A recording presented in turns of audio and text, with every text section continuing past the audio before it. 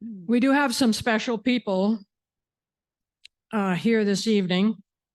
We have one person who has political connections here in the province of Saskatchewan. And that's Elwin Hermanson and his wife, Gail. There. I didn't want to call him our token politician, but it's just about the truth for this particular function. Elwin is from my hometown, so I can have that exchange with him. We have our national president of the Canadian Royal Purple, Linda Nolan, from Prince George, British Columbia.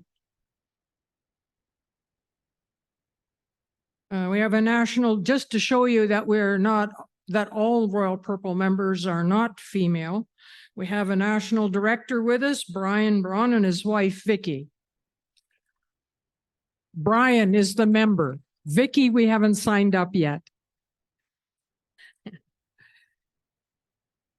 A person that we owe a very great deal to, the person in our organization who organized all of the care bags distribution across Canada, made all of the contacts with the shelter, the co-chair, Angie Smith, who is also president of the Manitoba Royal Purple Association.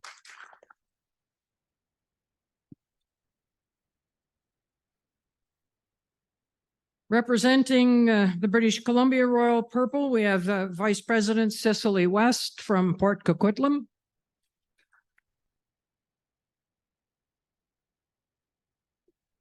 The Alberta past president, Ida Jorgensen, who is from Caroline, thank you.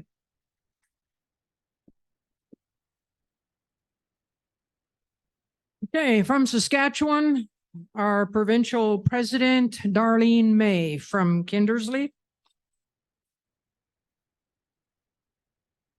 Past president, Melissa Hogan from Beachy. And our vice president, Terry Krychak from St. Walburg. Every year in the month of March, Bootlegger Stores collects money for the brain injury associations. Some of you here have received some of Bootlegger's checks. I had to ensure that it was the Bootlegger Stores that she represented, not the winery. So, Ann Walsh.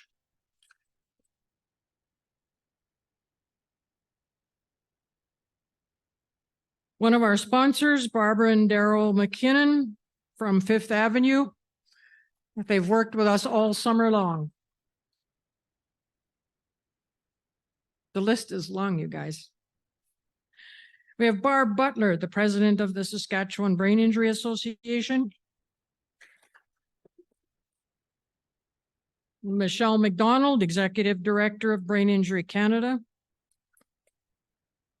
Karen Thomas, Manitoba Brain Injury Association. Aaron Fast, executive director of Brain Care Center. And Joanne Dussel, the executive director of Paths, who started us all off in Saskatchewan last year. I'm not going to reintroduce all of the speakers. We sort of feel like we know you, but we appreciate your presence here this evening as well.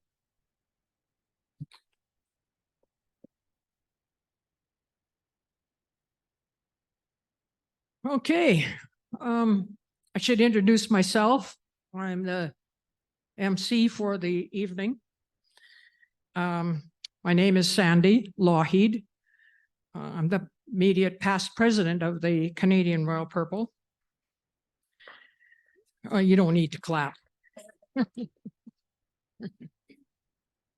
The star of the evening, our keynote speaker this evening, Anna Maria Tremonti, or around our tables, our meeting tables, you're known as AMT.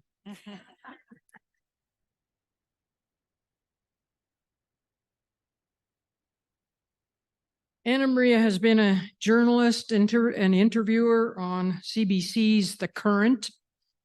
Those of us who used to go to work early in the morning can remember that weird music that came on and all the good stuff that came after that. But she's best known as a genuine and thoughtful interviewer and commentator on whatever you would ask her to discuss. Now she brings to us her firsthand knowledge of interpersonal violence. She understands and has the will and the courage to share. She is a warm and wonderful person who incidentally shares a love of Purdy's chocolates with me. We went to the purple chocolate store today. It is, in fact, for me, a very unique honor to introduce to you tonight's keynote speaker, Anna Maria Tremonte. Let's give her a warm prairie welcome.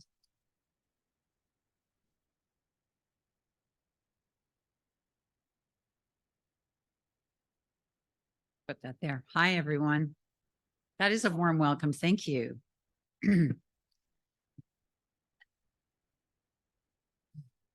You know, take my glasses off, put them on. I do this all the time. We are, we're coming together in very unsettling times.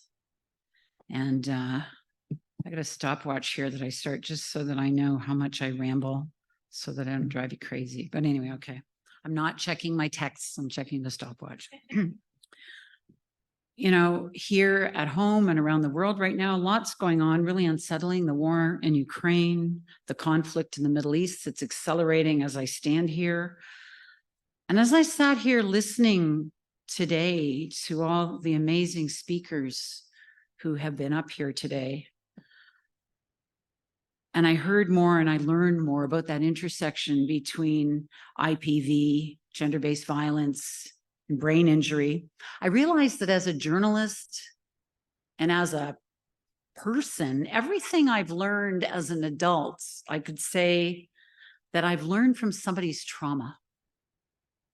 And that sounds really bad, except that I've also learned from their triumphs over their traumas as well. But from talking to people here, from talking to people over there where I used to work, from absorbing what was around me, from insisting on going to where trouble would surround me, I heard a lot about trauma. And again, even though that sounds depressing, the thing is, I also learned about the humanity and the kindness of so many people in places where we don't think humanity exists. And then we find out it exists everywhere. And I learned more about the beauty of the work people do, the dedication of so many people, teachers, medical professionals, artists, carpenters, you name it, everybody who has something to do and does it well and does it with dedication. You know, at one point I used to say, if I ever wrote a memoir, I was going to call it Everything I Ever Learned, I Learned Buying Carpets or bracelets or sipping tea, because I used to spend a lot of time in the Middle East and I lived there for a long time. And that was really an excuse, buying carpets and everything, because what I was really doing was listening to people. And I would sit and listen to them. And I'd find an excuse to get to know people who I wouldn't otherwise get a chance to talk to. And I'd buy things for my house, and I bought a lot of carpets. But I also bought satirical sketches from young artists on the streets of Moscow in the early 90s, before the fall of communism, when if you wanted to pay them, you could pay them in rubles, but rubles weren't worth anything to them. They wanted American money. So you'd put the money in a book and you'd go, oh, have you read this novel? And you'd pass them the novel, they'd take out the money and they'd give you these pieces of art. And I still have them hanging on my wall of, you know, various ways of satire against the Soviet government at the time. You know, I would sit for hours in carpet stores in Istanbul or in Jerusalem or Kabul, And I'd learn about the weave of a good carpet. How do you tell a good carpet? How do you tell if it's a vegetable dye? How do you know if it's this and that? But really, I'd be learning about local politics as the carpet dealers would talk to me. And for some reason, they let me sit there. Sometimes I wouldn't buy a thing. And they did teach me to bargain. I would go, oh, it's not speaking to me. And I'd leave. And they'd come back. I'll give you more money. I'll give you, I'll give you a better price. Sometimes I still look at some of my carpets and I think, Anna Marie, if you weren't so cheap, you'd have a nicer carpet. But anyway. But we can learn a lot by listening. And that's what I was really doing. I wasn't really buying carpets. I was listening. By having real conversations with some laughter and maybe some tears and maybe even disagreements at times. But if we're talking and listening, we're learning. And if we're learning, we're finding ways to move forward in our own lives and to help people move forward with their lives. And we've heard here today how important conversations are. When there is a survivor of gender-based violence and they need help in identifying brain injury, in getting the proper supports, in finding a way to navigate intimate partner danger, that's when listening matters. And what we hear and what we ask and what we hear when we ask. And we got some really good lessons today in how maybe what you hear is not what you think. And maybe we need to think a little differently as we listen. So we'll get back to that carpet. What is a carpet really? A carpet is a bunch of colored threads that people weave together to make a piece of art. It's a functional piece of fabric to cover a floor or to decorate a home or to tell a story. In Afghanistan, you can buy carpets, or you could, with images of tanks woven into them. Sometimes a carpet represents pain, child labor. Sometimes it's beauty created by an artisan. Often it's a history, a cherished possession passed down through the ages, because carpets are like lives. They're stepped on, they're admired, they're valuable, they're a tapestry of experiences. I remember being in Baghdad in the late 90s when Saddam Hussein was still in power.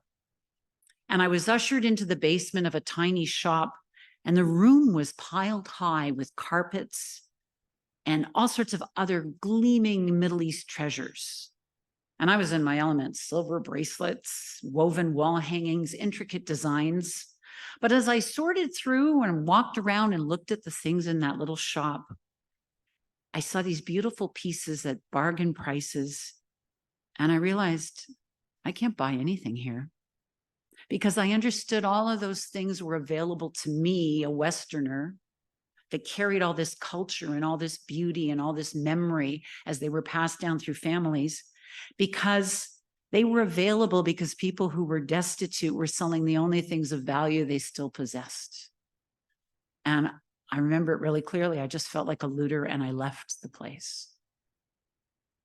Look at our homes. Think about what we've got on our walls, on our shelves. We're all kind of like birds or magpies. We collect tidbits, we collect bright, shiny things to feather our nests, to make where we live our home.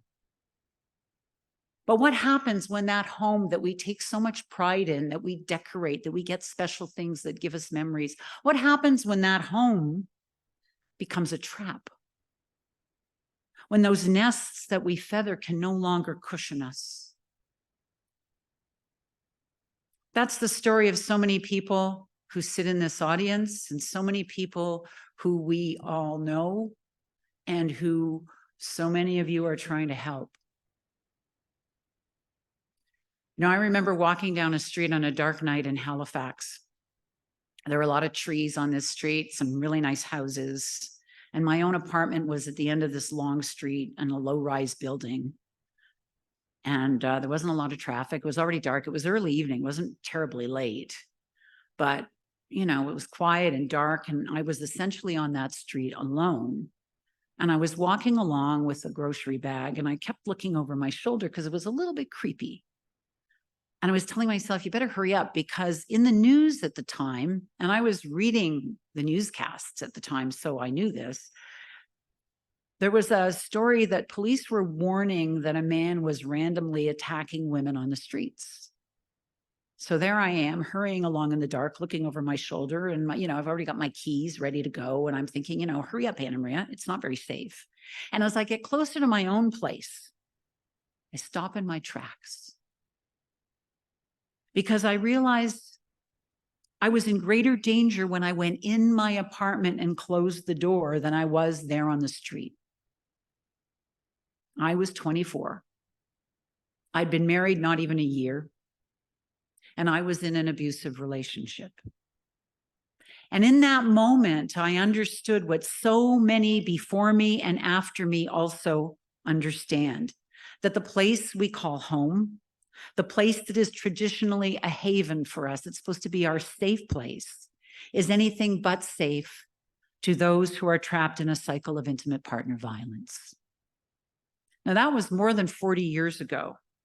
The shelter system wasn't that old in Canada back then. A lot of us didn't know where to turn, didn't know help was there in any way. Today, there are emergency shelters, there are second stage shelters. And as we heard today, there's a whole network of people who study things, of professionals and volunteers and caring individuals ready to help people fleeing abuse from their homes or struggling with the consequences of that abuse. They're it's like they're in the safety business, and they have their eye on the long game. And we heard that again today, because they understand there are consequences to this kind of abuse that follow you, kind of what I call a long tail. And it can affect your ability to work. It can affect your ability to build a safe home, or even your ability to feel that you have a future. And, I think about my experience, and I think I got lucky. I got out after a year. I remember being on an overnight train from Ottawa heading home to the Maritimes, and I was awake all night. And I was telling myself, I'm going home, I'm going to be better at this relationship. I need to be a better wife.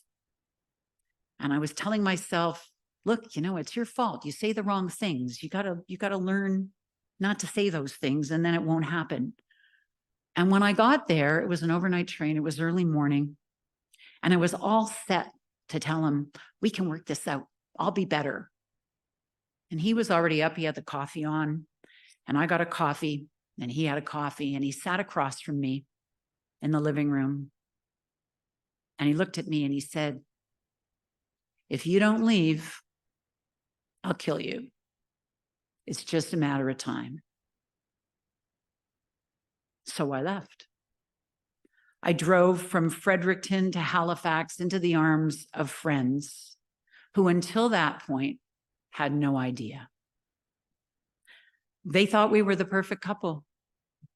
And I worked so hard to keep the truth of what was happening hidden from them. A few days later, I went back, drove all the way back.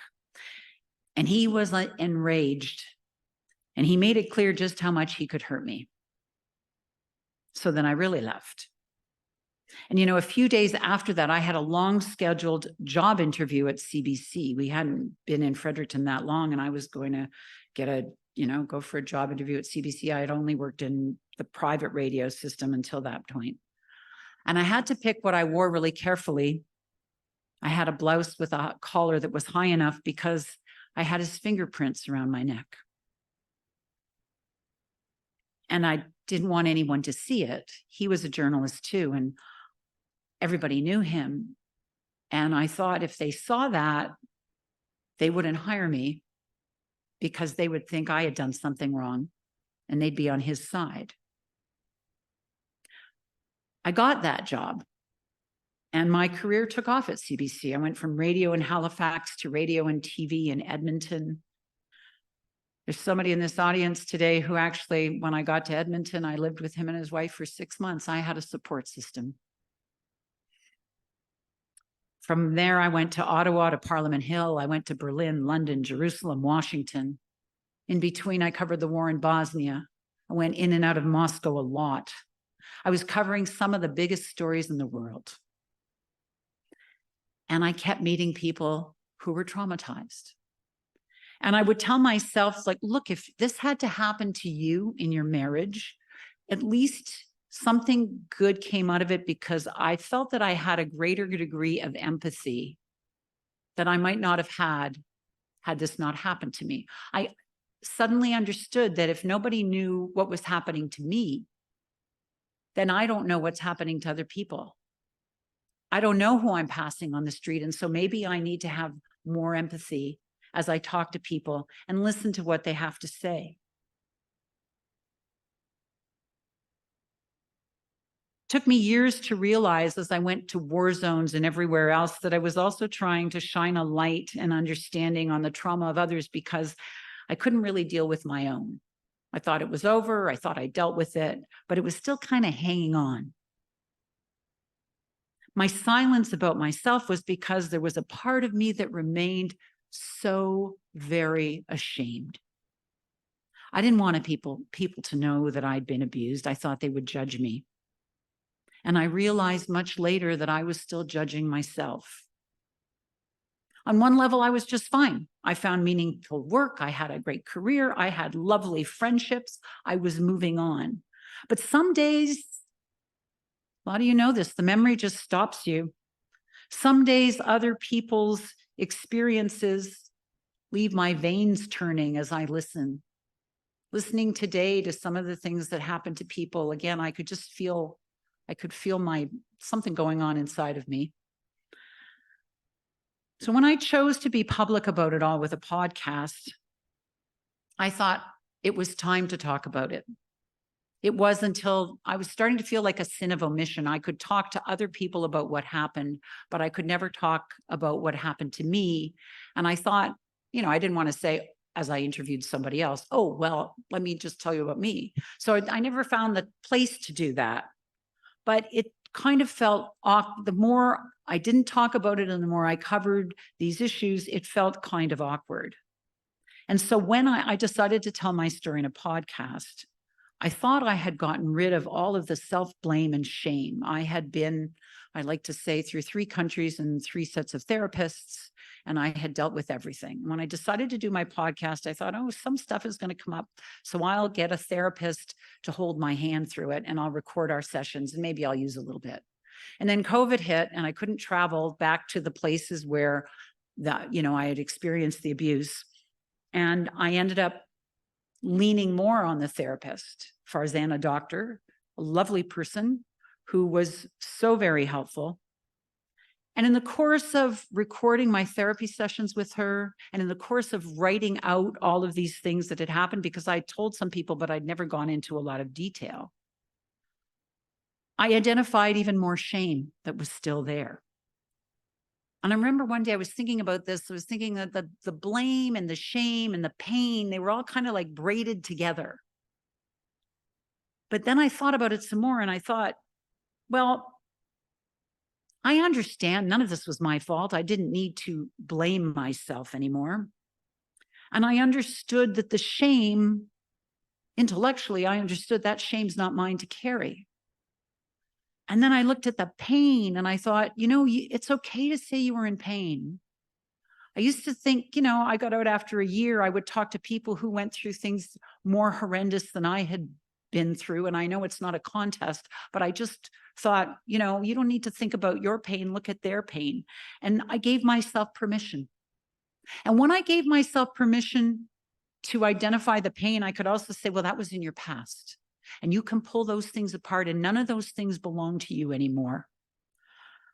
And when I did that, I kid you not, the shame fell away. I could feel it. I could feel it falling away. Some of you talked about shame today. So many people carry shame for lots of reasons. But when it comes to this kind of violence, there's so much shame as well that we carry. If shame were a blanket that we wore around our shoulders, we would see how many people carry shame. We would see them as we waited to cross the street, as we left our house in the morning and waved hello to our neighbors. We would see each other and we would say, Oh, you too. You've got shame that doesn't belong to you. You've got it too. And then maybe we could help each other. We would be able to say, you don't have to wear that blanket. You don't have to carry that shame. It was never yours. It was never yours to carry. You know, when you're going through a trauma, you think you're alone in the world. The world gets really small and you feel really isolated, but you're not alone. And if we could see what those around us carry, then we would realize that we surround each other. And we could take strength from each other in order to move forward, maybe a little faster, maybe with less pain. We know the rates of intimate partner violence spiked over the last few years. And yet there are so many people who do not understand how those of us you pass on the street, or those of us who seem unlikely to have experienced this, find ourselves in that situation. Figuring out who has been trapped in intimate partner violence is a tough thing to get your head around. We don't fit a pattern. And I will admit to you that when I got out, it was 2 years after that I finally talked to my parents about what had happened in my marriage. They didn't know. They were living in Ontario. I was living in the Maritimes. I didn't have to tell them. And I remember my conversation with my mother, because my mother said, she didn't understand. Her opinionated, headstrong daughter.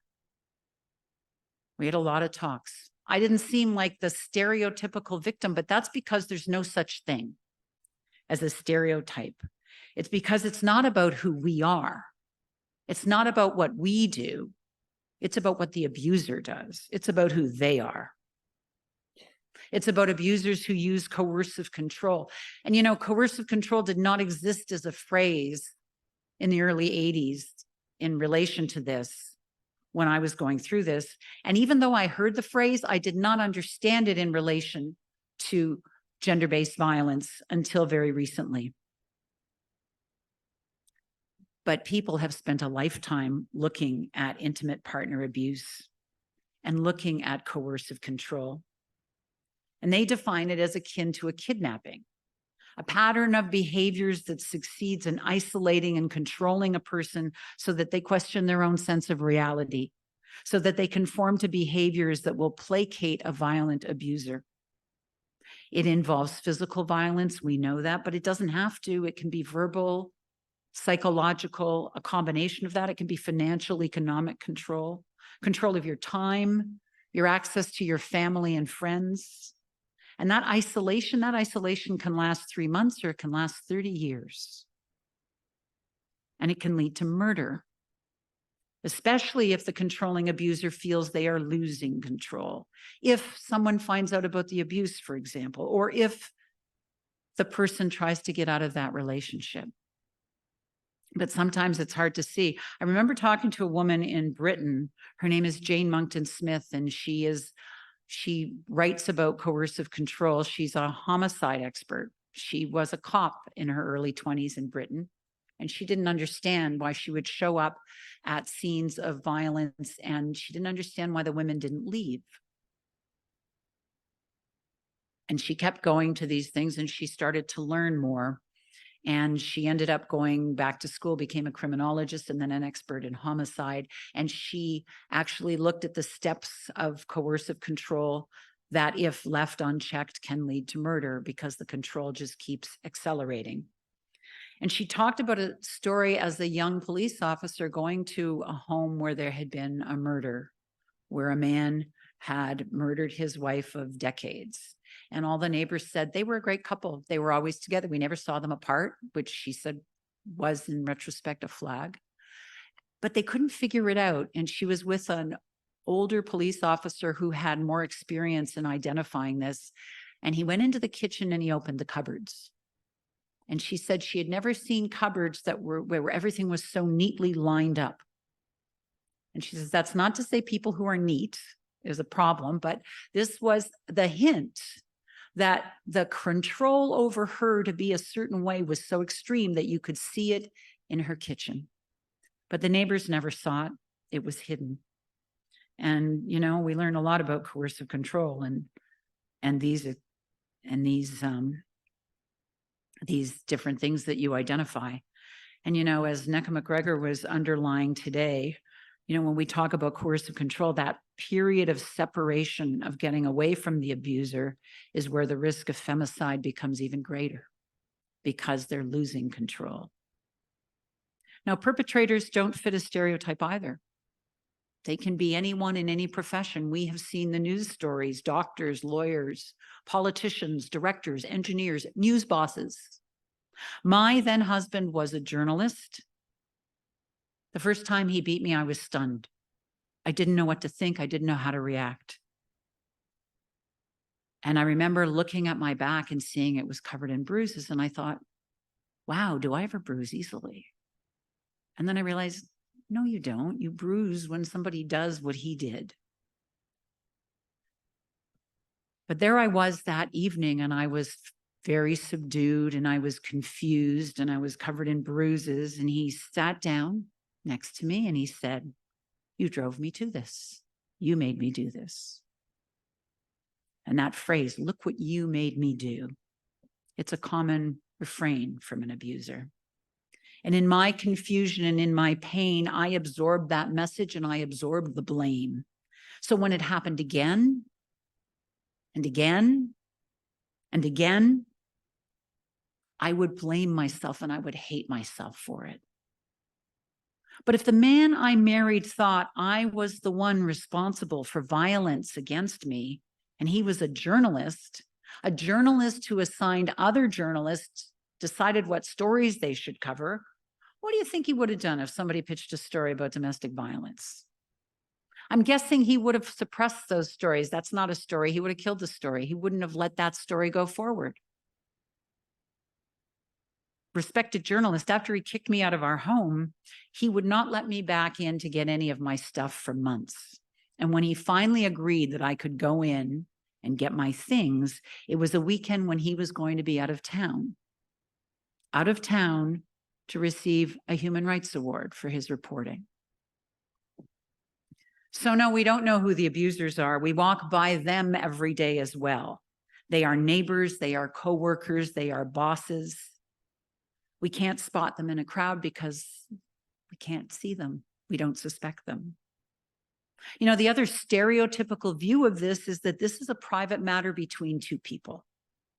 But what we're learning from those who study this over time is that statistically, there is an uncomfortable link between intimate partner violence and mass murder. And probably the best example of that is in Canada, the massacre in Portapique, Nova Scotia. April of 2020, you all remember it. The man with the replica RCMP car who goes on a rampage and kills 22 of his neighbors. That crime stunned the country, and that crime began with a brutal attack on his partner that night. Uvalde, Texas, 19 grade 4 students and 2 of their teachers were killed. He was living with his grandmother. He shot her in the face, and then he went to the school. Why do we have to wait till it comes to murder to see the problem? Domestic violence is all of our business. And it doesn't just hurt people, it hurts businesses. The total cost of domestic violence to our wider society, I was looking for a stat. I found one from a decade ago. I hope there are newer ones, but I didn't find it. It was $7.4 billion a decade ago in Canada. $6 billion in victim costs, pain, suffering, counseling, legal fees for divorce. $811 million in third-party costs related to family and social services. $545 million in criminal and civil justice costs for police, courts, and correction services, and close to $80 million in costs to employers in productivity and administrative costs. Those are figures from the Government of Canada a decade ago. We pay a price literally and figuratively when we look away. And along with the psychological trauma and the physical injuries, we know now more about the prevalence of traumatic brain injury. And we heard the details of the research today. And it's frightening. And it's flown under our collective societal radars and our news coverage for far too long. The implications are so far-reaching. So if this kind of violence remains invisible to so many, even with the numbers, maybe it isn't surprising that the severity of injuries from IPV, the brain injuries, hasn't had enough attention either. In a world where we can point to so much violence, and I've done that this evening, it's worth noting that the humanity of those who spend so much time recognizing and researching and trying to move forward to help those with brain injury in the context of gender-based violence, it's worth recognizing how important the work you do is. So thank you. And thank you all the volunteers who work on this as well. I'm going to applaud you right now. You can applaud yourself.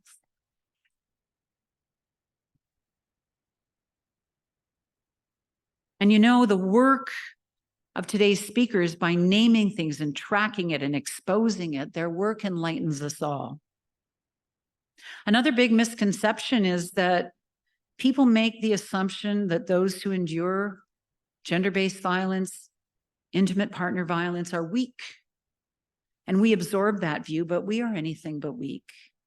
Anyone going through this is a survivor, figuring out how to keep their children safe, trying to figure out how to minimize the violence, looking for an exit plan that will work. That is not weak. That is Herculean strength. You know, since the release of my podcast, Welcome to Paradise, I have received hundreds of letters from women and men who pour their hearts out to me about their own stories. And talk about the silence that surrounds this. Some of the women who I heard from are women I know who never said a word to me. I didn't know about their escapes from abusive relationships. Women who were childhood friends, women I chat with in the elevator at work or meet as colleagues out of the office, those women have contacted me too. Some people say, I haven't told anybody except 2 people, now I'm telling you. And so many people who I don't know have written to me of every age. We know this happens to 15-year-olds in high school. We know it happens to people in university, 25-year-olds, 75-year-olds. Someone 75 years old wrote to me and said, I just got out 5 years ago. I've spent my life like this. They are different from who I am, and yet we're all the same. Our stories have all these parallels. And I haven't even responded to everybody yet because I find it really hard sometimes to read what they write. And I will respond. But it's so emotional and it's so honest and it is so raw.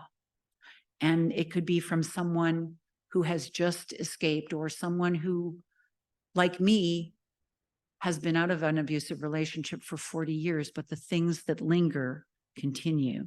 So, you know, again, we talk about resilience. We're surrounded by people who are resilient. And as hard as those stories are to read, they are full of positive energy too, because the people writing them to me are moving forward with their lives. They're finding a way to find joy, and they're embracing freedom and a new way to live without fear, even when it's really, really hard. You know, people hearing my story sometimes thinks it's incongruous that what happened to me in my early 20s happened, but you know, there's so many lessons there.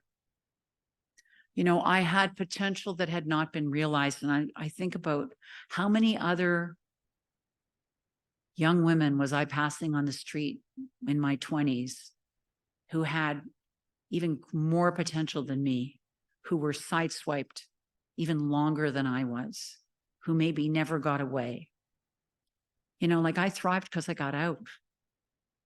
So many women thrive and succeed personally and professionally when they get help, when they get out, when they can build a better life. And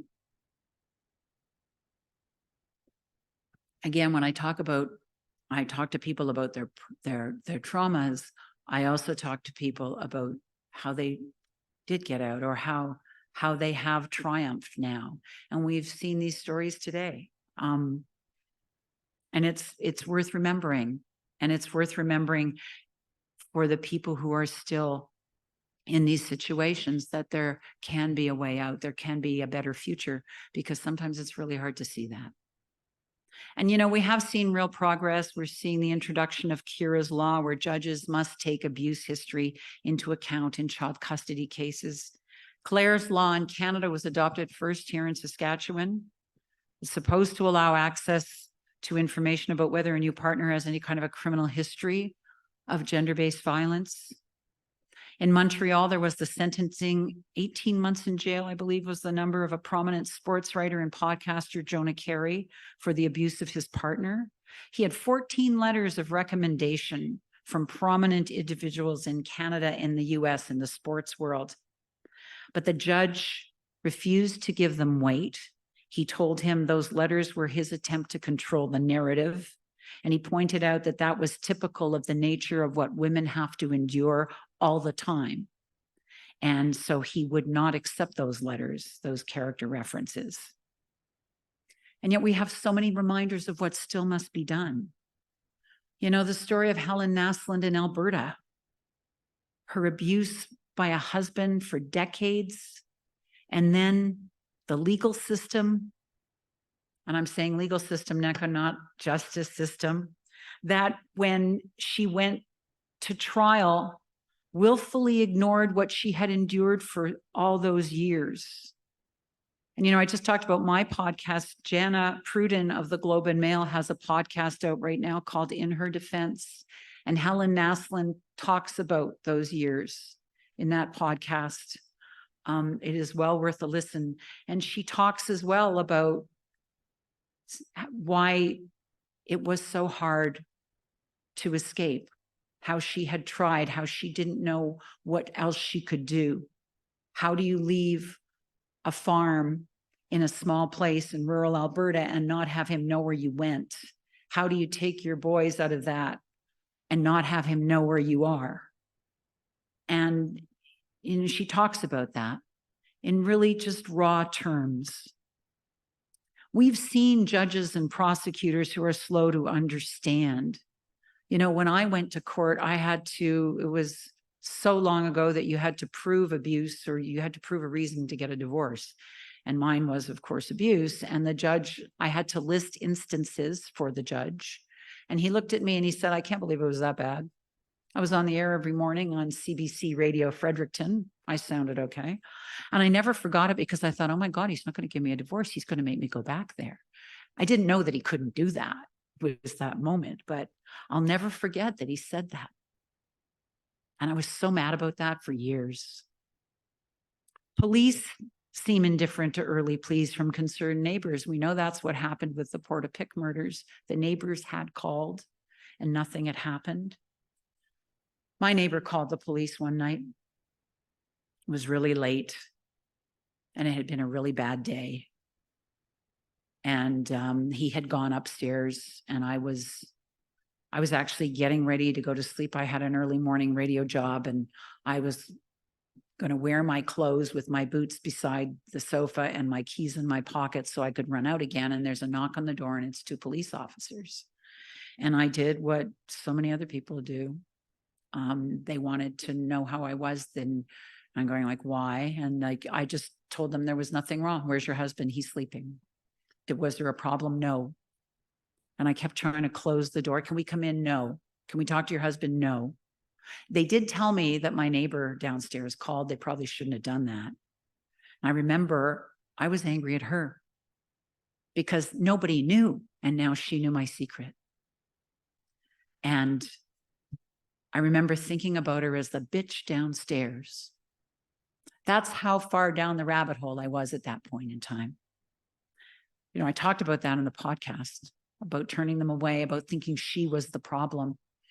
And after the podcast was released, someone called CBC Halifax and left their number and said, could you please have Anna Maria call me? That's all they said. So I called the number and said, it's Anna Maria, you wanted to talk to me? And she said, I'm the bitch downstairs. I never knew her name until then. And we had a long talk. She was about 5 years older than me. I knew she was a teacher. She remembered hearing these things and she wanted to help. And she remembered the day we moved away. She saw me putting things in the car. And, you know, I mean, eventually I'm on network radio and network television, so you kind of know I'm around. But back then I went off to Fredericton. She didn't know where I was. And she said, I remember watching you put things in the car and wondering what was going to happen to you. I was so grateful to her. I thanked her. I apologized for calling her the bitch downstairs. We had a really nice talk. But you know, when you look at this issue, I look at it through the prism of journalism too. We fail to ask enough questions about the circumstances when another woman is killed by a partner. Several months ago now, there was a story out of Newfoundland. A 73-year-old man admitted to killing his wife. And the story was a police officer quoted as saying, this is a really unusual case because of his age and because this guy's got no history of violence. Now, I bet every one of you in this room are thinking, well, of course he did. They just didn't know. You can't, you know, again, I go back to Jane Monkton Smith, who looked at coercive control and homicide and those headlines where he just snaps. And she's always on Twitter or whatever other social media now writing in capital letters with exclamation marks, they never just snap. There are always clues. We just don't know. We need to do better. You know, I belong to the first generation of women to populate newsrooms in North America in big numbers. You know, we walked into newsrooms in the late 70s, early 80s, and these were newsrooms dominated by white men of European descent, and we wanted to cover what the guys covered, and we fought to do it. Politics, societal change, we covered war, but we saw things the men did not see. And the most glaring example of that for me was the story of the Montreal Massacre. December 6, 1989, late afternoon, early evening. A man in his early 20s walks into École Polytechnique in Montreal. You all know this story. He killed 14 women, every one of them an engineering student. I was working in the Parliament Hill Bureau of CBC that day, and we heard about it. And we started gathering around the TV because, you know, it was on CBC and it was coming out of Montreal.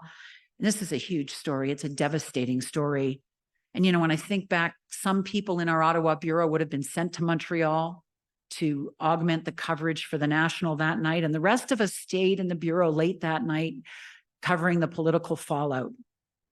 So long night, terrible story. We would quickly learn that the killer, Marc Lepine, had gone into the classroom and separated the men from the women and shot the women. We would learn that he had a list of prominent Montreal women, all of them feminists, who he was also going to kill. So the next day, we all come back into the bureau. And the Ottawa Bureau of the CBC in 1989 was a big bureau, lots of reporters, producers, technicians, a lot of women in all of those jobs. And the next day we go back to work and every woman in that bureau said that was an act of violence against women. And every man in that bureau, every single man in that bureau, and in 1989, there were a lot of famous guys in that bureau. Every man said, no, it wasn't. Oh, it was an act of violence, of course, and women were killed, and that's terrible, but that wasn't violence against women. I mean, that sounds absolutely absurd today to hear that. That's how far we've come. Women in newsrooms legitimized coverage of issues that were women's issues, crimes against women that the men didn't see. So many things, abortion issues, maternity leave, civilians in war. We asked different questions because we came at it from a different perspective. We held people to account on issues that nobody in newsrooms was thinking about before. And we changed news coverage. But we were almost exclusively white women. And that's why diversity in newsrooms matters today. We need journalists who are not white, whose ancestry is not exclusively European, to lead the way in covering stories and issues that we still ignore. And the best example of that for me in what has been covered over time are the stories of missing and murdered Indigenous women and girls. It would not have been covered by me or others without the work of Indigenous journalists who saw communities struggling and who said we have to cover this and who fought tooth and nail to get those stories in the news. We have so much to thank them for. We need to listen to each other, and we need to talk to each other, and we need to hear what other people are seeing in the world that surrounds us. You know, in this moment in time that we're in, there's a lot of polarization, there's a lot of fear and need. We all know this. Again, look what we've got: the Middle East, the war in Ukraine. Yemen is still a humanitarian catastrophe.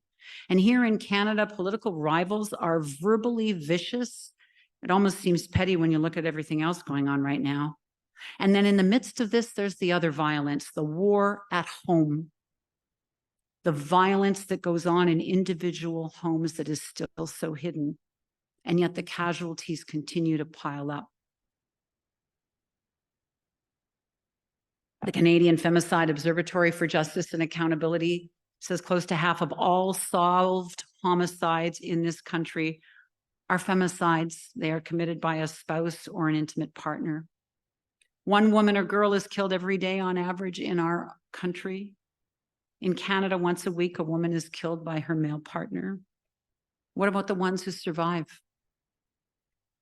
We know more about what they endure after hearing things again today. Brain injury, ongoing trauma, ongoing health issues that affect work and life, that affect their kids, that affect our economy. None of this is not our business. It's all our business, and we can't turn away. And in refusing to turn away, I think we need to consider new ways to think that involve compassion. How do we do this with kindness? How do we invest in a future rather than merely recharge the status quo? How do we find solutions to problems like these that enhance our society? And how do we do that together? How do we push our governments to do more and our society to do more?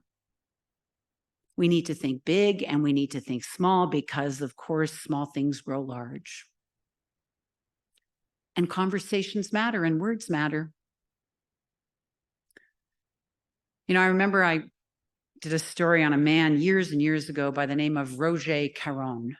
Roger Caron was a man who had a long criminal history. He was one of those people who maybe if he had been caught as a preteen or a teen and recognized as a young person at risk, his life could have been very different. But he spent many years in and out of different kinds of correctional services, and eventually starts serving time for armed robbery and becomes really good at escaping. Escapes all sorts of jails, but he eventually ends up in the Kingston Penitentiary.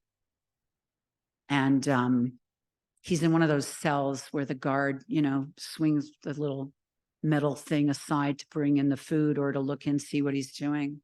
And at some point, a relative of his sends him some jelly beans because it's Easter. And he really doesn't like this guard. So he takes the jelly beans and he writes "fuck off" in jelly beans on the floor. So the guard opens the thing and he goes nuts. He starts banging the door and he's really angry at Roger Caron. And in that moment, Roger Caron understood the power of words. And he starts to write. And he ends up writing a memoir called Go Boy about his life. And he wins the Governor General's Award for nonfiction. Words matter. And, you know, we learned from NECA today all sorts of different words that matter, and words change because words are living, breathing things. And think about it, think about how words change for technology. There was a time when we didn't have the word email, that text was not a verb. You know, we didn't have words surrounding our technology, but we changed. We didn't tweet, we didn't have all those words, and we just changed. But why won't we change our words to deal with humanity when it comes to individuals who are trans, when it comes for people who want to be, who identify in different genders? Why do we fight that? If we are so quick to change for technology, why can't we change for humanity? Think about words. Words are living, breathing things, and they need to change as we go. And they still have power, and we can use them to talk, and we can use them to listen, to hear what people are saying with their words. And that brings me right back to our sense of community. You know, if we see friends and colleagues suffering or being harassed or being singled out or othered, if we hear lies or propaganda, we as bystanders need to find our voices and say things. We need to let those who are trying to fool us know that they cannot, because there's too much pain in the world and we need to try to find a better way forward.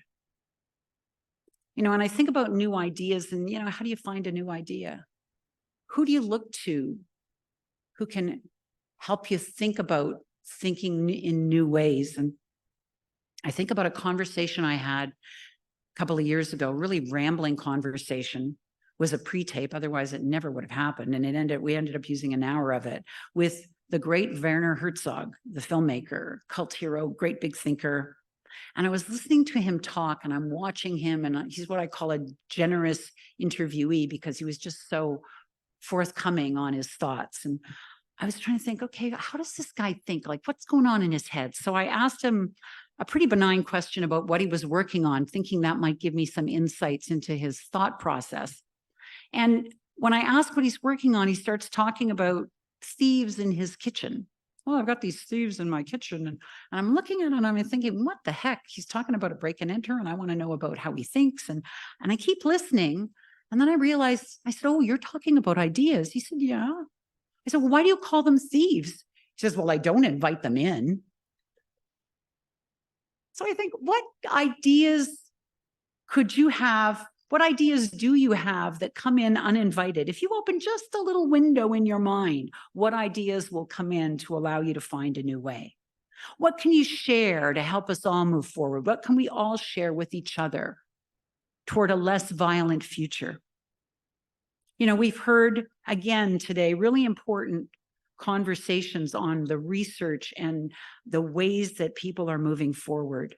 Medical professionals, those from the front lines of a ubiquitous war being waged on homes on every block in every community in our nation. The dedication of the people in this room, of so many of you, deserves our gratitude and our support. Everything you do allows others to heal, to move forward, and to find joy. None of us deserves to be abused. We are all worthy of better lives. So never doubt as you walk down the street or stand in line at a grocery store that there are people around you who are going through this or have been through this. They're your neighbors. We're your neighbors. And your kindness and understanding and all your efforts to help are not wasted. They will always matter. So thank you. And thank you for listening to me tonight.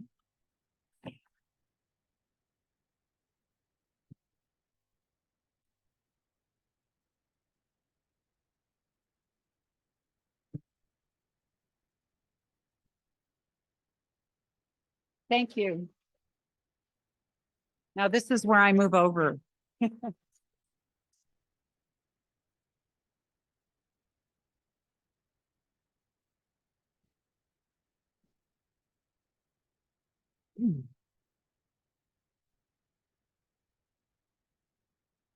This experience is billed as an intimate evening. Can I move that back a bit? Does that Sure. just so I can see people over there? Does it move? Am I? It's got an extension cord attached, so. Probably not. You know what? I see someone going, keep your fingers off the technology. Anna Marie, your technician is coming. Yes, I'm somebody who's actually worked with people who know what they're doing electronically. So I've never been good at that. Thank you. So Okay. it's your turn. You're welcome to share, to discuss, to talk with Anna Maria. Who's going to be first?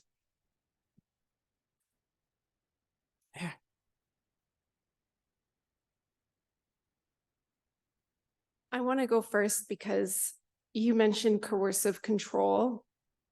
And when I came here, I traveled 2.5 hours to come for the day. And I saw interpersonal violence and brain injury. And interpersonal violence to me has always been coercive control.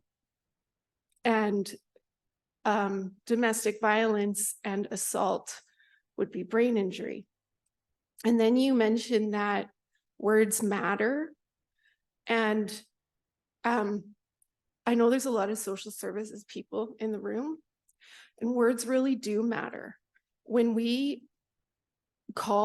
minimize interpersonal violence to be all-encompassing of assault, we're losing all the work that's being done for coercive control, because coercive control is very serious in Saskatchewan. And words matter. When you say that, that's so powerful, because I want to share with you the words that I hear all the time. One, you're not alone. Everyone says that. That's bullshit. We're alone. Number two, but he didn't hit you. So yeah, we are alone. He didn't hit you, right? The other thing is when you say you don't get your stuff, I know people who are 2 years, women 2 years, still do not have their stuff. What do they say? Someone always has to start over. Those are horrible things to say to someone. You're still alone. You still don't have your stuff. The other thing is Ativan. So when we talk about brain injury and coercive control, we talk about brain injury and the strangulation, but we're losing sight of the coercive control and how impactful that is on the brain. So we're saying brain injury, there's that poster of all the impacts of great brain injury. That's actually the impact of coercive control, right? Like brain injury, you recover from. Coercive control, you do not. So then you go to the emergency and they say, here, take some Ativan, right? That is the first thing. I know women who have fought to say, I do not want Ativan. You are pushed for Ativan. This is Saskatchewan. The second thing is, even today I was talking to a lady. She said to me, are you medicated? You cannot medicate away coercive control.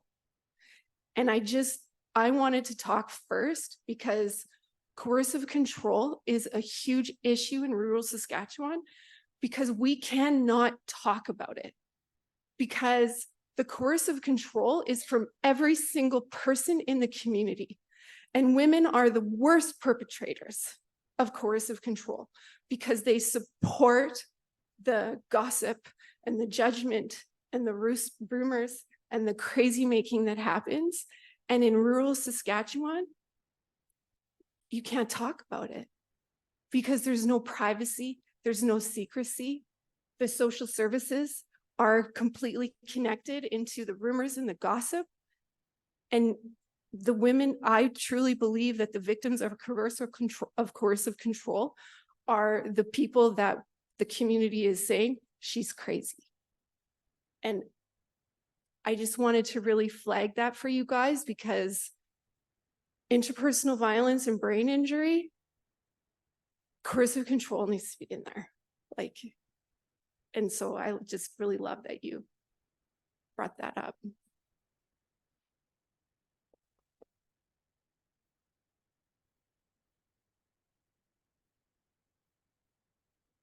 I don't know what to say.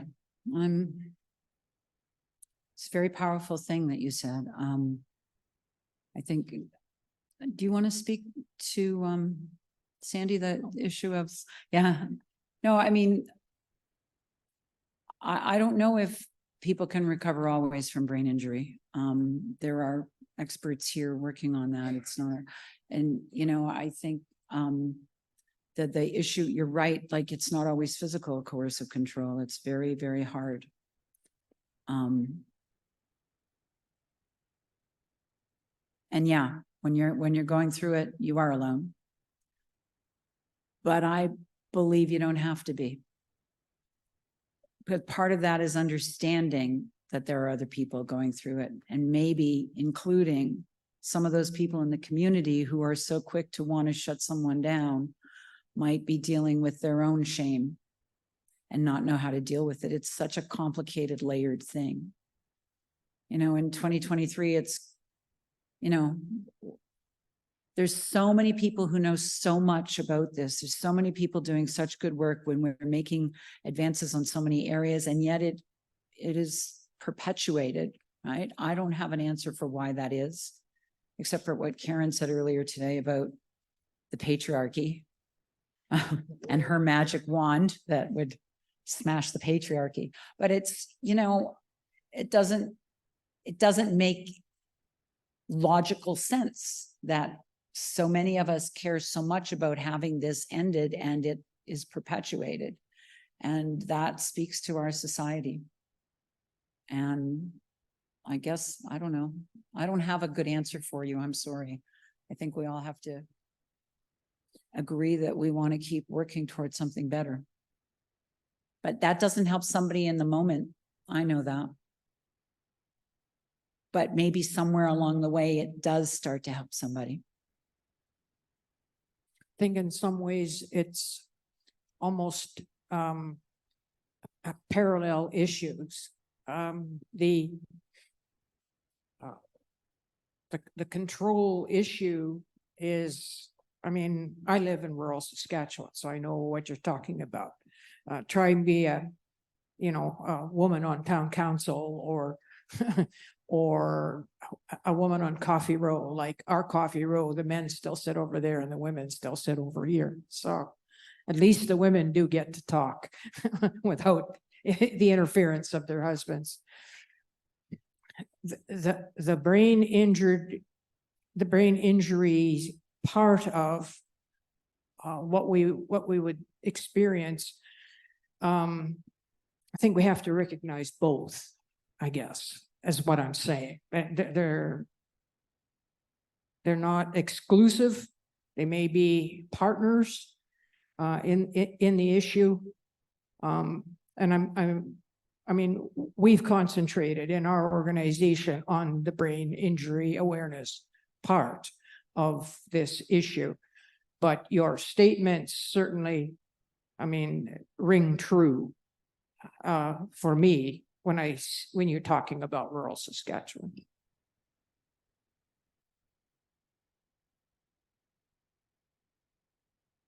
Hi. I want to speak to the normalcy of violence.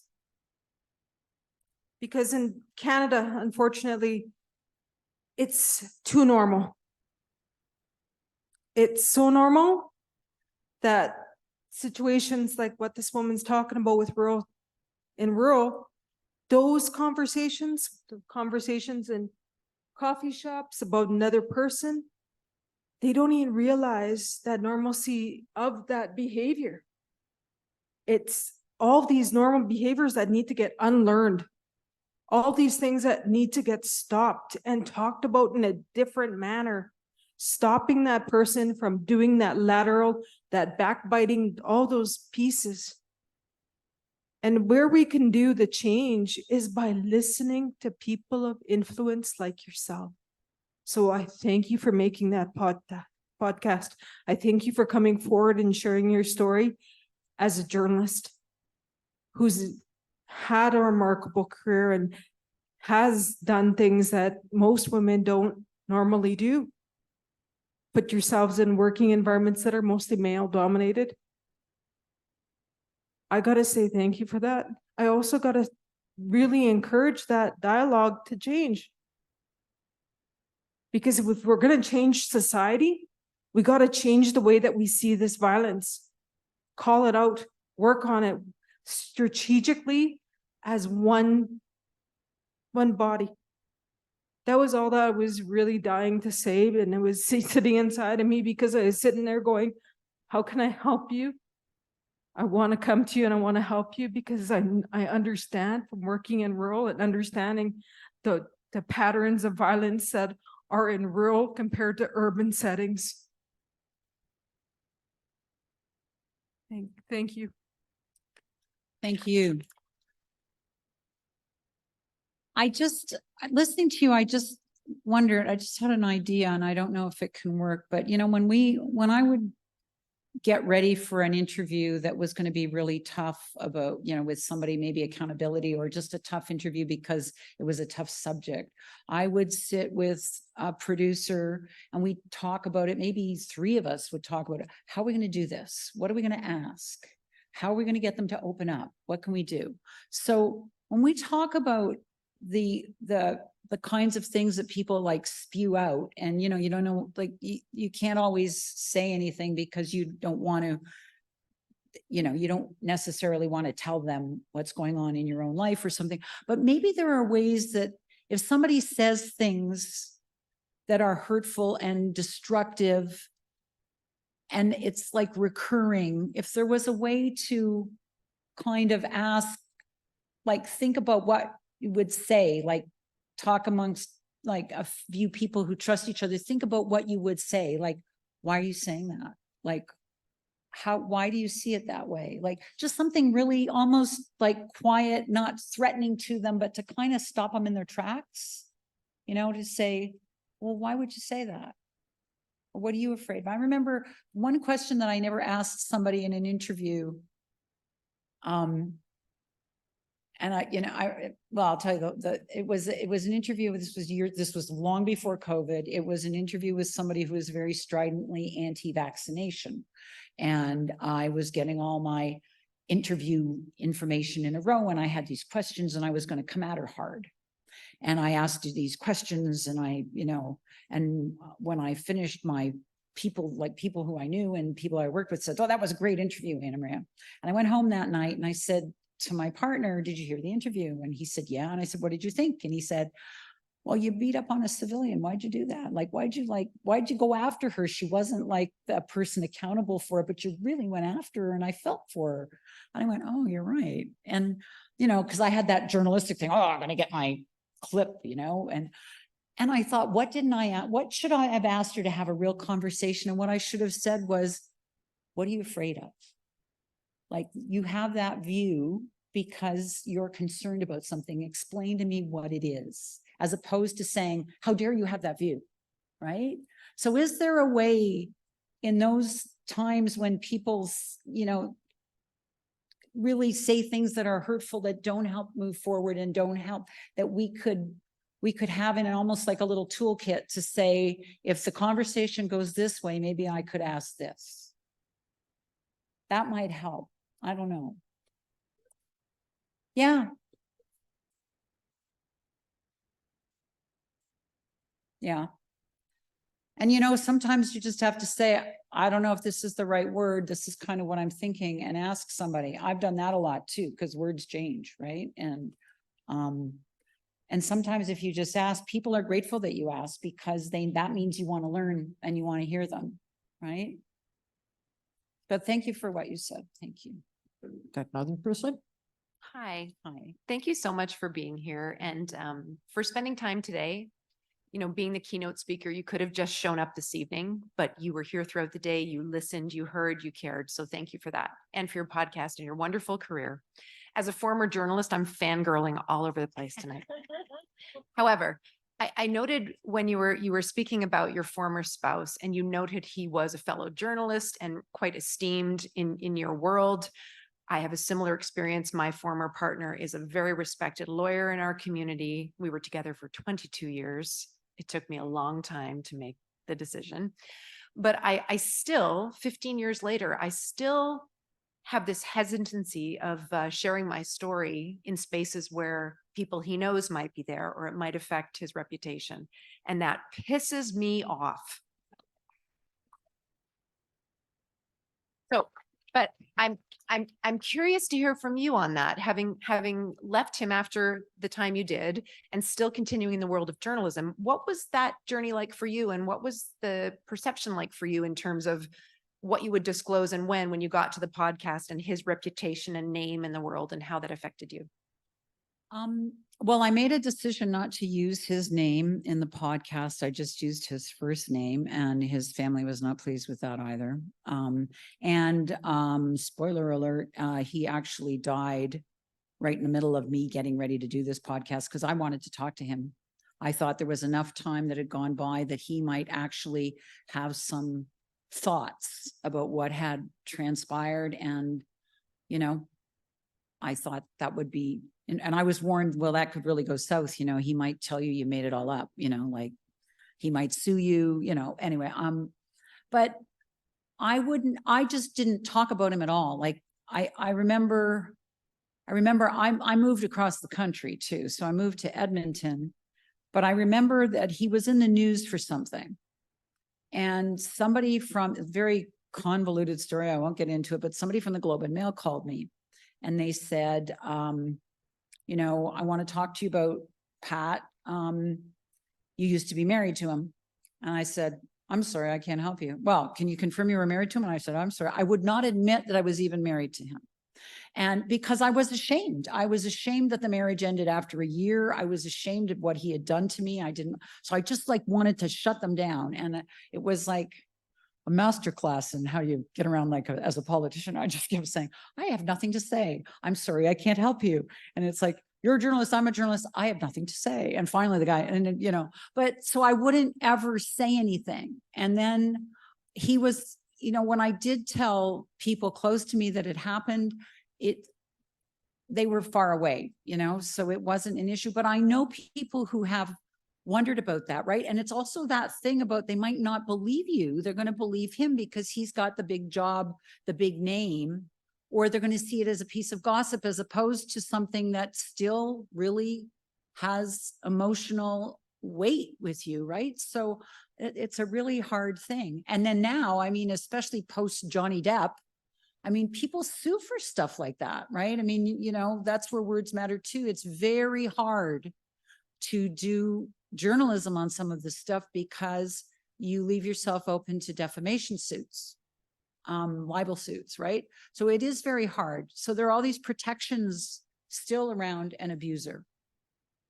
And, you know, it's about, you know, accused, they're innocent until proven guilty. But in the case of these kinds of things, there's other stuff going on, right?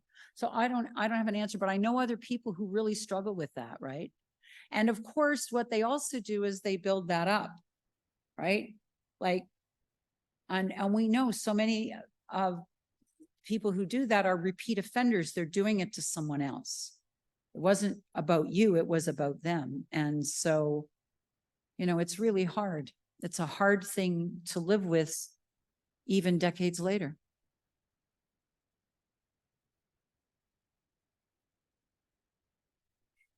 I just have a little tip for people who want to interrupt conversations that are victim blamey or sort of catty about the victim. You are exactly right. It's often driven by fear. We call it pivoting. So if someone says to you, but she always goes back to him, or she always lets him come back home, or she must like it because, you know, she goes back. You say, I understand that you're concerned that she keeps going into that situation, but what do you know about the perpetrator's pattern? Like, what could he be doing to coerce her into coming back? Right? So validate that they're concerned about the person, but then ask them what they really know about the situation, because they don't know anything about the situation. And that causes them to think, yeah, maybe there was something that he is doing that is threatening her, that if she doesn't come back or whatever. So you have to get them critically thinking. And I just call that pivoting. That's great. Thank you. That's good. Yeah, Randy.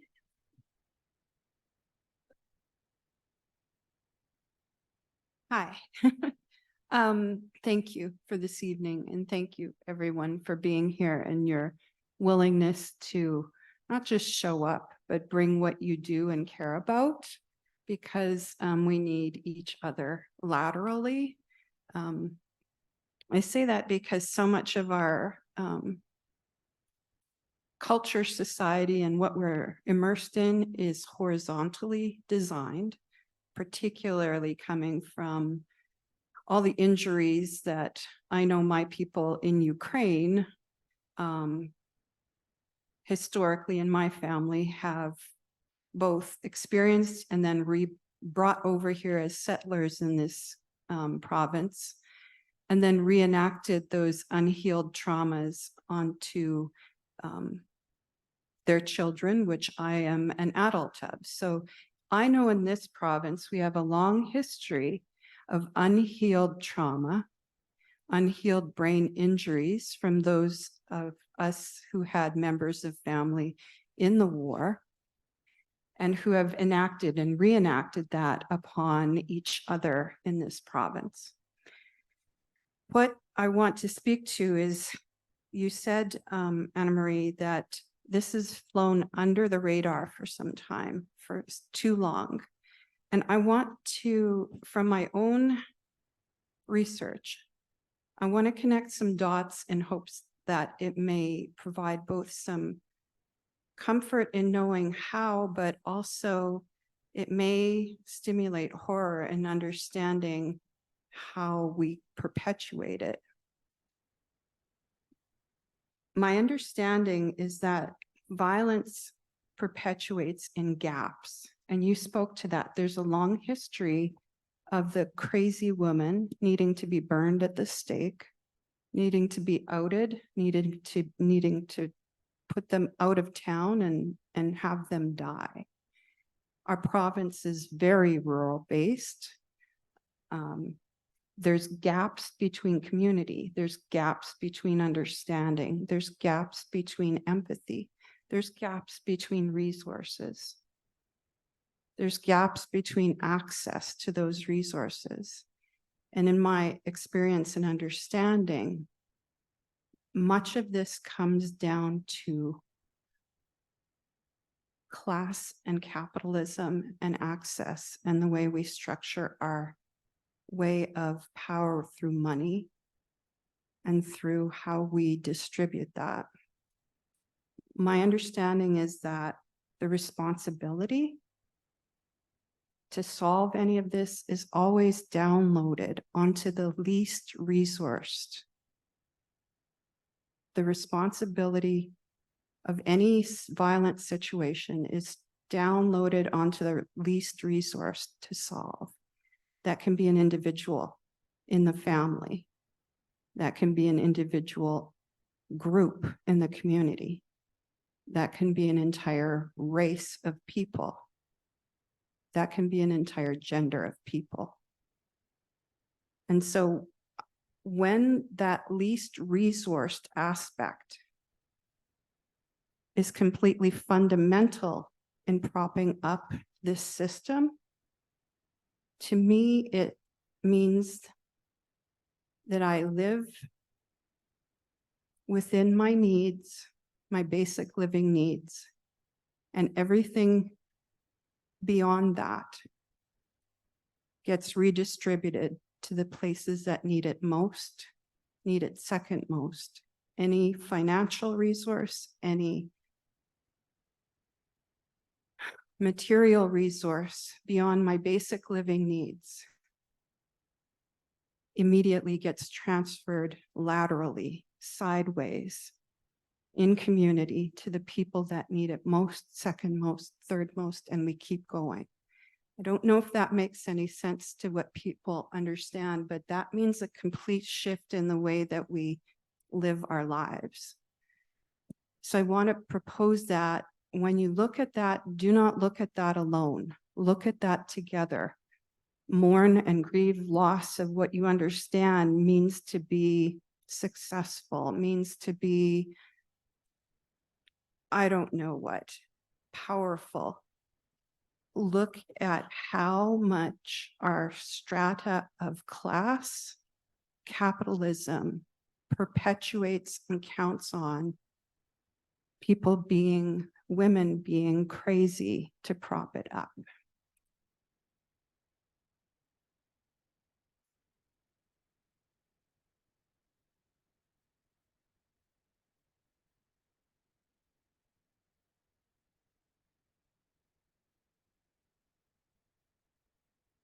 Sorry, I'm not sure if you had a response to that or, thank you. I appreciate that, Thank you. the importance of your comments.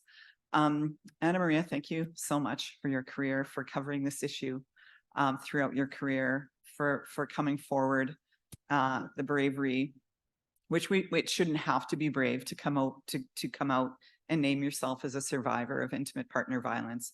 But when we know the rates and we know how few people actually claim the term survivor, and we know there's others doing this work that very bravely claim that. I'm just wondering for you, Anna Maria, if you could comment on how coming through that situation, if there was ways in which we know how harmful it is, but sometimes coming beyond trauma, it builds strength, and there's a resiliency that develops when we get beyond that. And if that impacted you as you did successfully leave that relationship and move beyond that, how may that have impacted your life, potentially, strangely enough, for the better, having gone through that experience? Yeah, I that's what I tell myself. I don't, I wonder, maybe it would have been, I think I would have been a lot happier a lot sooner. I mean, I did go through a lot of depression. I went through a lot of shame and a lot of self-hate.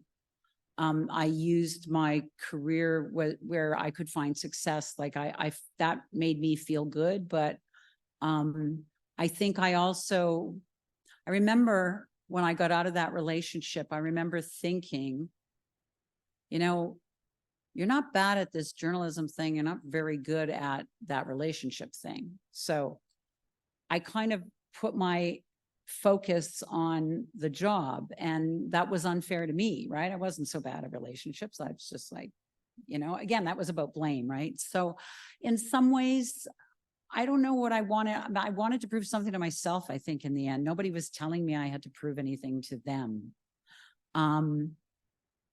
But I do think that I wonder if I would have had the level of empathy and the level of interest in wanting to know other people's stories and, how they managed to get through.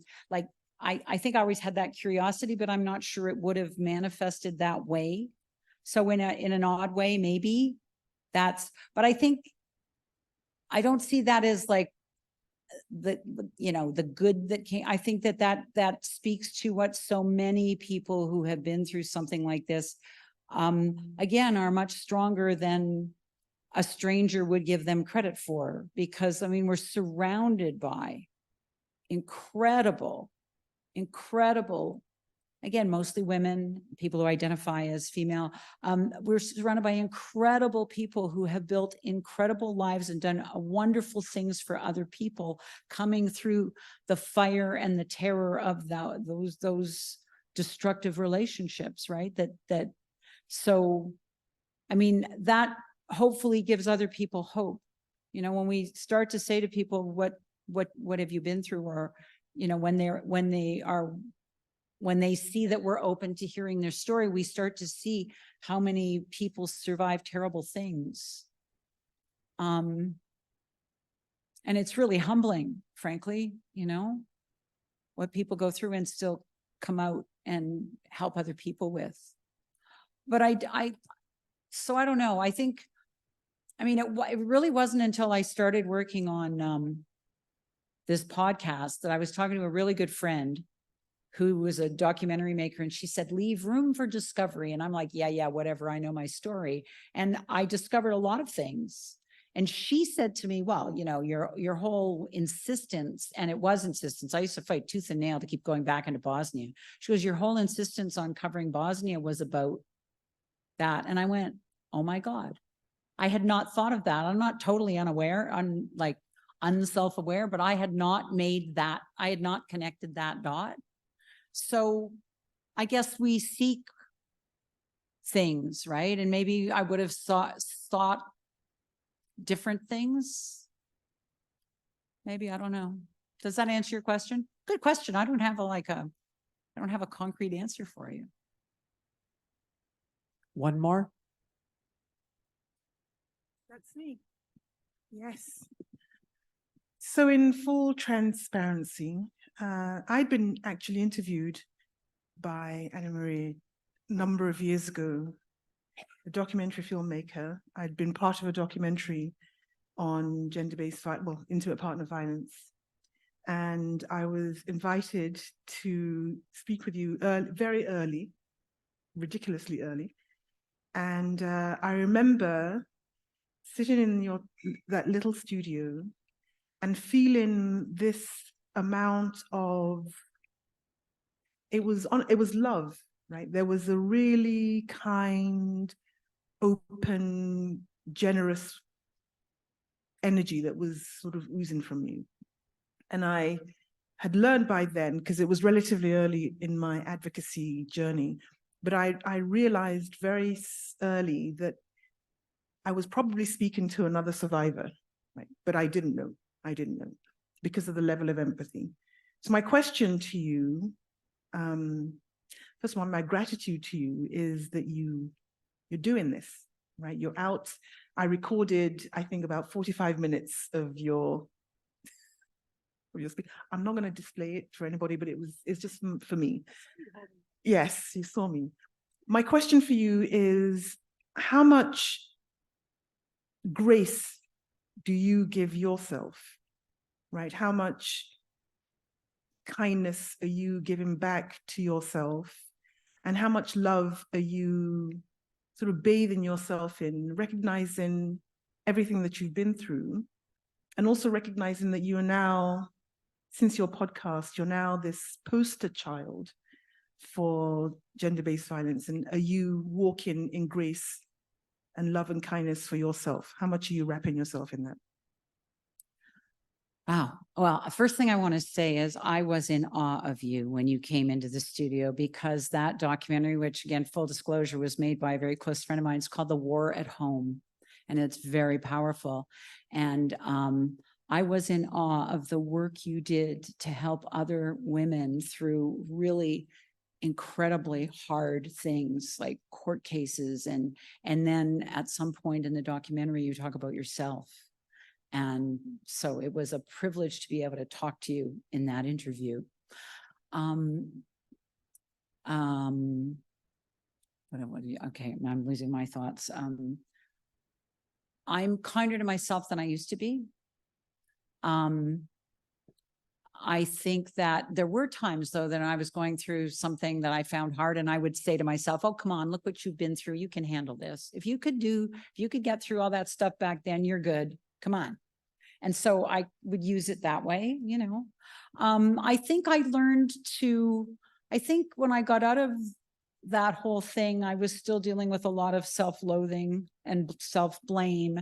And I think I surrounded myself sometimes with people who were not helpful to me. And as time goes on, I don't do that. I surround myself with people who are generous and kind, you know, and I found a partner who was like that, you know. As for the poster child thing, that's interesting, because when I first started talking to friends about I'd like to go public with this, I always knew I wanted to tell the story. I thought I would tell it in a novel. I thought, you know, I just didn't know what I was going to do.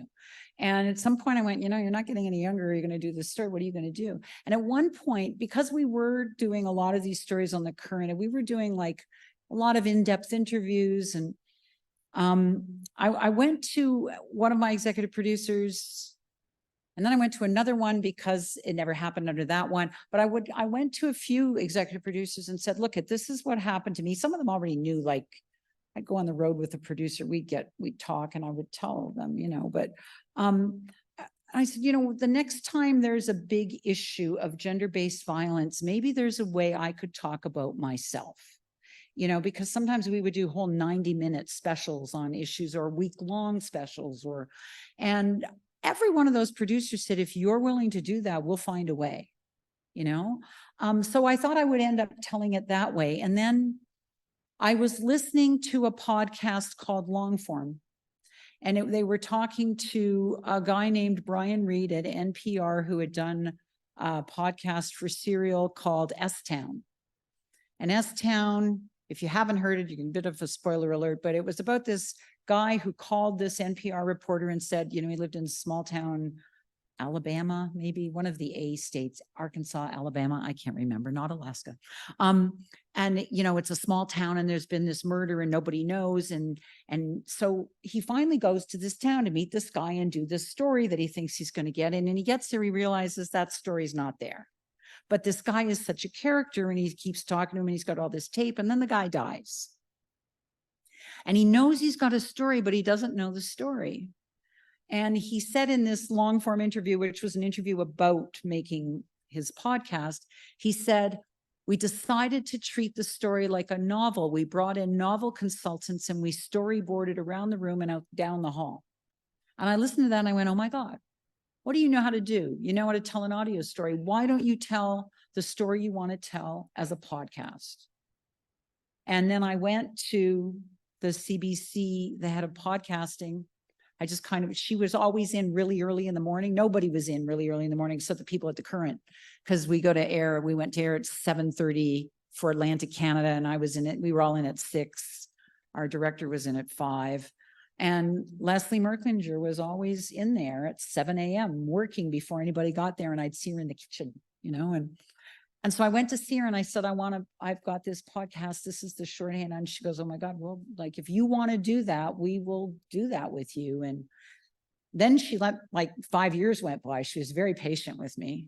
But it was true that I didn't want to be like in my earlier career. I thought if I really told people that, they would judge me and then they would slot me into, oh, she's just going to do those stories.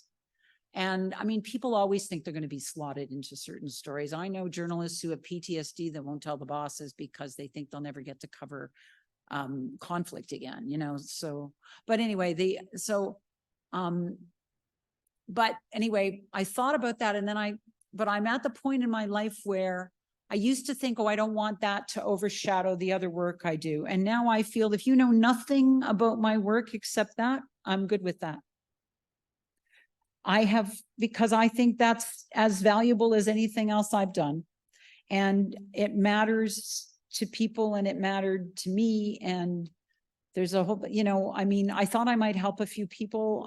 I have got letters that just are so humbling that people have told me that I've helped them. And it's just very humbling to think, you know, because I know I have a name and I know it's out there, but I'm really just, you know, my dog doesn't listen to me and my, you know, and I eat too much chocolate and, you know, I'm just like, but so, you know, that if it's helpful, that's really important. I mean, half the work I've done around the world, nobody ever saw it. People saw this, they heard this. So there's my answer. Our evening is not quite over. After we wrap up here, there's a spot set up at the far end for photos, and I hope you will take a photograph, at least with the Royal Purple and anyone else who would like to have a photo taken with you. And that's way down at the far end. Of course, we have a raffle to do. But for right now, just pause and take a look around this room.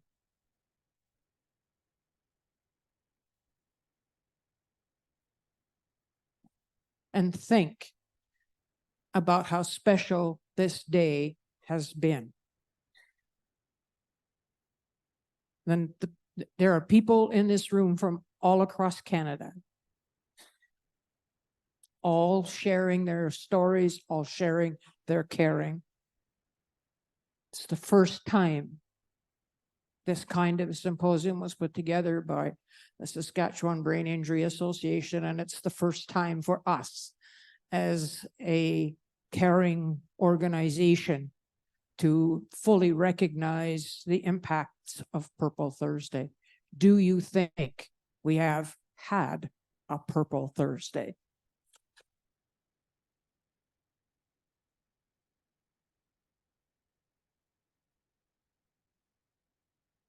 Our Royal Purple meetings always end with May a spirit of love and friendship go with us while we are absent one from the other.